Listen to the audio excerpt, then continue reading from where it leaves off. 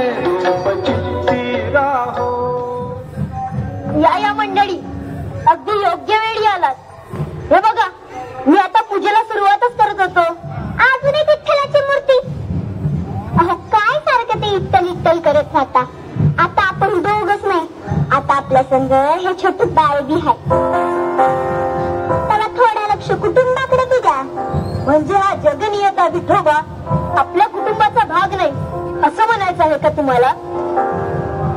हा विठोबा हेच आपलं कुटुंब. अहो पण या कुटुंबात बाकीची मंडळी आहेत की नाही? या काळ्या इथल्याशिवाय बाकीच्याच नाही द्या म्हणते मी. सारखं आपलं ते चक्र फिरवायचं नाही तर त्या इथल्याची पूजा करत बसायची. दुसरा उद्योगच नाही. हे पहा तुमचा विठुरावर उगाचच राग आहे. तो या जगाचे चक्र चालवतो म्हणून आपल्यासारख्या मातीच्या गोड्यांना आकार मिळतो. सगळी त्याची कृपा आहे. माझ्या आयुष्यात तुमच्यासारखी पत्नी येणे आपल्या दोघांच्या संसाराला या चिमुकल्या गोंडस बाळाच्या रूपाने सुख येणे ही सगळी त्याचीच कृपा. मग त्याला विसरून कसं चालेल? ऐकता ना त्याला इसरा कुठं म्हणते मी. पण छोट्या लेकराकडे जरा लक्ष द्याल की नाही? आव ज्या भक्तीनं तुम्ही त्या इथल्याच्या मूर्तीला लोणी लावताना त्याच भक्तीनं या चिमुकल्यालाही खा पिऊ घाला म्हणते मी. नाही तर त्याच्याला वाटेला येईन ती माती. तुम्ही विनाकारण वाद घालत आहात. हे बघा मी धुणं भांडी करून इरीवर जाऊन पाणी भरून येते. पावसाळ्या चक्री लक्ष ठेवा. आणि हो मी येईपर्यंत त्या इथल्यापाशी जाऊ नका नाहीतर माझं पोर बसायचं रडत आणि तुम्ही बसायचा भजन करत. आले म्या. हरी विठ्ठल काय बोलावं हिला. खर तर मी पूजा करावी म्हणून सगळी तयारी मी करून देत असते आणि आता विठ्ठलाला रागही भरते. विठ्ठला तुझे भक्त सुद्धा तुझ्या कारभारा इतक्याचा नाखलनी आहेत. चला आता तुम्ही इथे बसा बरं आणि आई येईपर्यंत शांत राहायचं. त्रास द्यायचा नाही. आपण दोघं मिळून विठ्ठलाची पूजा करूया. मी तुमच्यासाठी काही मातीची खेळणी बनवून ठेवतो पण त्याआधी माती भिजवायला हवी. तुझ्या पती वाहिला मी देह भाव सारा तुझी अंतराळी आत्मा सोडून पसारा. नाम तुझे घेतो गोरा नाम तुझे घेतो गोरा नाम तुझे घेतो गोरा म्हणून पाठ धाम देह प्रपंचाचा दास सुखे करो काम सुखे करो काम तुझे रूप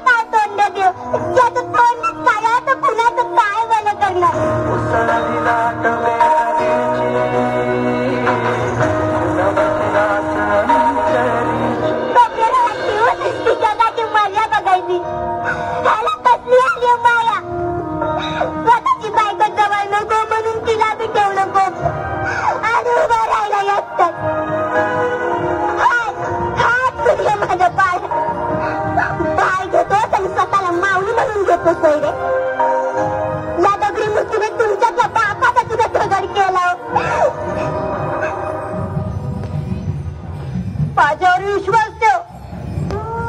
हे काय झालं, कधी घडलं याची मला काही कल्पना नाही. माझ्या पायाखाली कोण आहे याची मला जाणीव सुद्धा झाली नाही. स्वतःच्या लेकराचा जीव घेईल का? नाही, तुम्ही जीव घेतलाच नाही.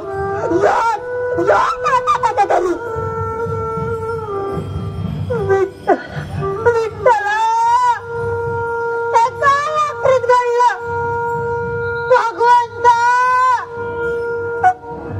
कोणत्या बाबाची बळ बघतोय आम्ही? असा कोपलाच आमच्यावर. कोप येतोय का आमच्यावर?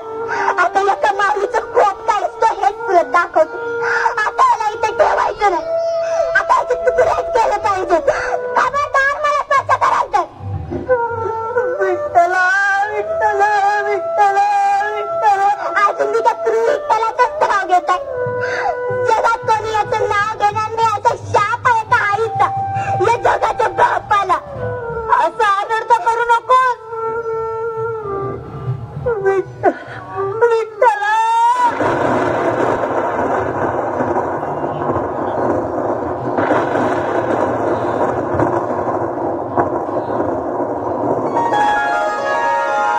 उठ पोरा. तुझी भक्ती, श्रद्धा, तुझा आढळ विश्वास पाहून आम्ही प्रसन्न झालो. घरादारावर संकटाचा आभाळ कोसळला असतानाही तुझ्या भक्तीचा आणि विश्वासाचा चिरा ढळला नाही. मला तुमचे चरण स्पर्श करता येणार नाही. माझं पोर मेलंय. माते, तुझंही भाग्य थोर. आपल्या एकुलत्या एक पुत्रासाठी तू भगवंताशी संघर्ष केलास. मग तुमचं दुःख मला कसं पाहावेल बरे? तुमच्या भक्तीचं महात्म्य जगाचे नियमही बदलते.